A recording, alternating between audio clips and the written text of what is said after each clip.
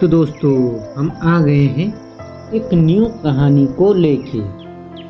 तो दोस्तों आज की कहानी है बुद्धिमान बिल्ली और चालाक बंदर की।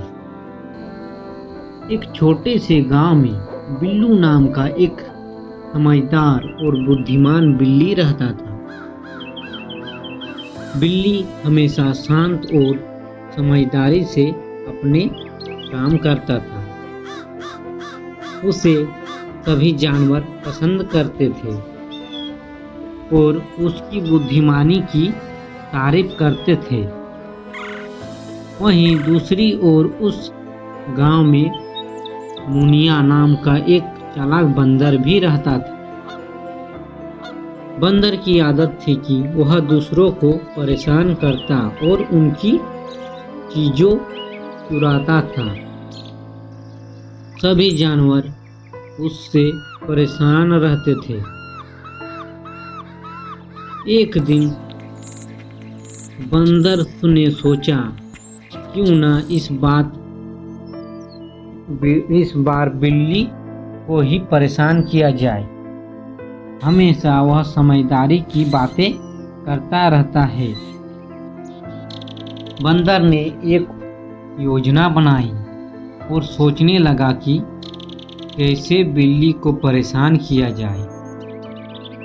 उसने गांव में सभी जानवरों को इकट्ठा किया और कहा, आज मैं बिल्ली को उसकी समझदारी का सबक सिखाऊंगा। बंदर ने एक लाल रंग का रुमाल चुराया और उसे गांव के एक बड़े पेड़ पर बांध दिया। उसने जानवरों से कहा, जो भी इस रुमाल को सबसे पहले उतारेगा वही सबसे बुद्धिमान कहलाएगा। सभी जानवर एक के बाद एक पेड़ पर चढ़ने की कोशिश करने लगे, लेकिन कोई भी रुमाल तक नहीं पहुंच पाया। बंदर चुपके से मुस्कुरा रहा था क्योंकि उसने रुमाल को बहुत ऊंचाई पर बांधा था। जबकि बिल्ली वहां पहुंचा तो उसने बंदर की चाल को माप लिया।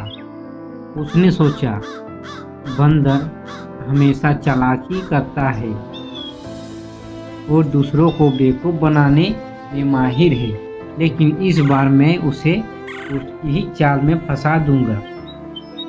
बिल्ली ने बंदर से कहा, बंदर भाई, तुम तो इस खेल के सबसे बड़े खिलाड़ी हो, क्यों ना तुम ही हमें रुमाल उतार कर दिखाओ।